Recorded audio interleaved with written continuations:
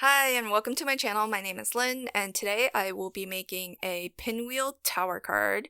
It's a really fun, easy, fun fold card, and I'm starting off by cutting my cardstock in half at 4 1/4, and then I'm going to cut 3 sections that are 2 3/4 wide by 4 1/4 high, and 1 section that's 5 3/4 wide by 4 1/4 high.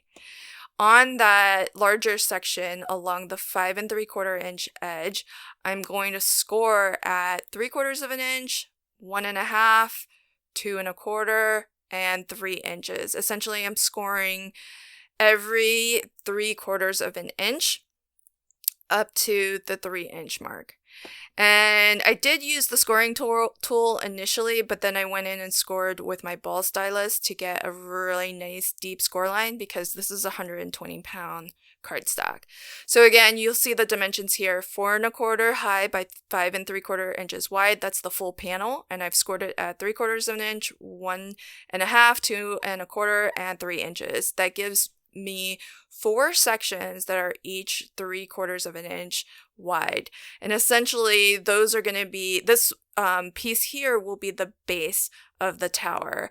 The rest of the panels that we've cut to 4 1/4 by 2 3/4 wide, those will get attached to this piece here to give us that pinwheel look.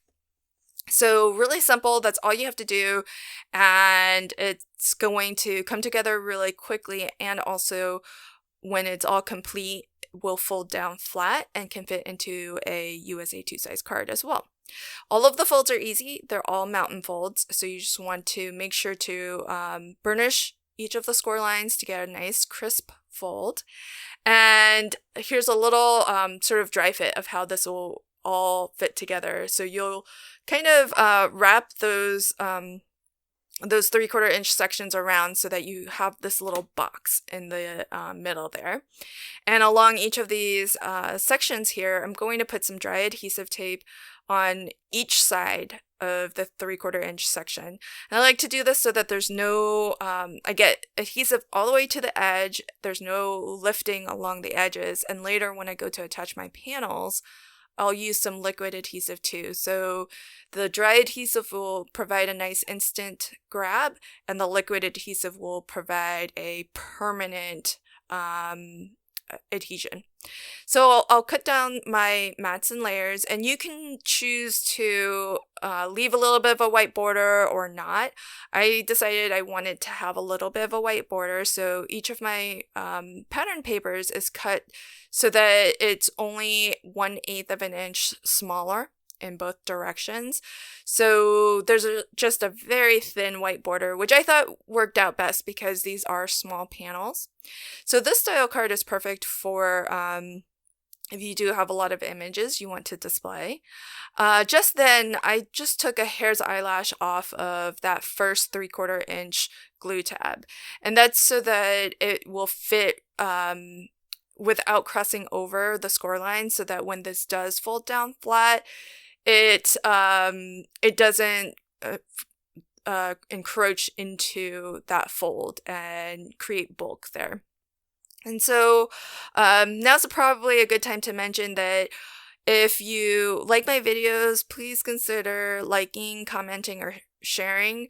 It's something that YouTube values when they when it comes to their algorithm for deciding whether or not to show my video to other viewers on YouTube. So really quick, simple, easy thing to do. If you can, I would really appreciate it. So I've got all of my panels covered with pattern papers, and I have 4 darling buds from Polkadoodles. I love these girls. I've been picking them up one by one, and really I should have just gotten the entire bundle because they are sold as a complete bundle. But I almost have all of them now, I think.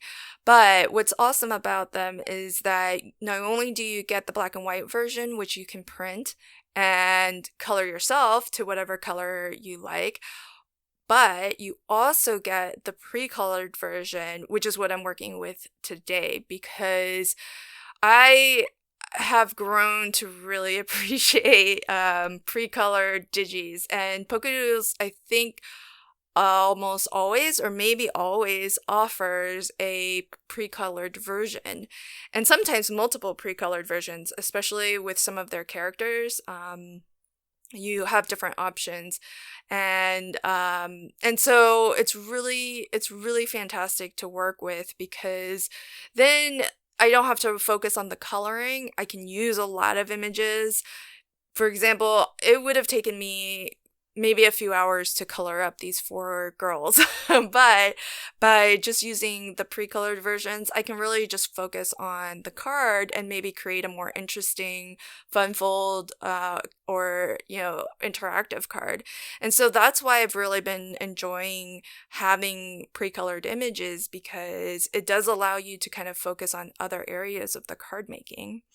And so I'm gonna decide which girl looks best on which background. I am trying to go slightly monochromatic and match them as best I can, but I did want each of the panels to be a different color, and I'm using papers that are from a physical paper pad from Polkadoodles as well, so I tried to pick ones that were also monochromatic and had really simple patterns so that the girls stand out more.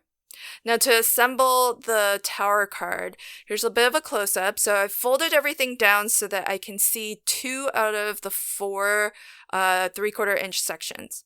The green line is that fold that is at the far end where our first section or panel is.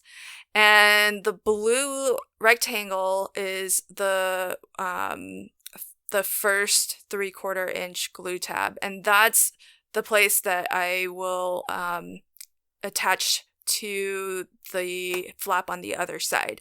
So when I peel up my double-sided adhesive, it's only on that first 3/4-inch section, and I'm gonna fold it down and burnish it really well to make sure that it's nice and firmly stuck. And then now I've got my tower now. So I can just one by one peel off the double-sided adhesive, squiggle on a little bit of wet adhesive, and then attach each of my 4 panels. And it's nice to use liquid adhesive also, because it does give you that little bit of wiggle room. So if you need to peel things up like I just did to shift it around, you do have a little bit of that time. So you can see how fast this comes together once you've got all of your mats and layers cut. I didn't like to have that white panel there, so this white section here is essentially the back of the previous panel. And so I've just cut down some more pattern paper to cover that up and have it match.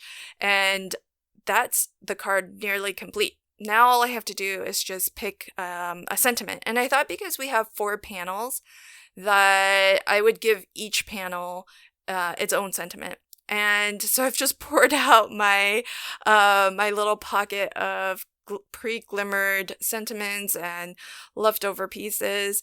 I like to, anytime I do any bit of hot foiling, I take it as an opportunity to foil some extras, and that way I always have some sentiments at the ready here. And I have them, as you can see, different. I've got gold foiling, silver foiling, I've got pink foiling, purple foiling, so lots of different options to choose from. And I think having this little stash just makes for also easy card making, because anytime I need to add a sentiment, I can pull from this, and it's going to look fantastic because it does have that fancy foiling too.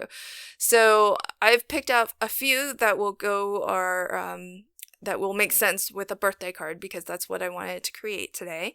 And so I've got sending love, it's your day, and P.S. I love you. All of those were great for really any occasion, but here is a final look at my card. So I love that each panel features a different darling bud.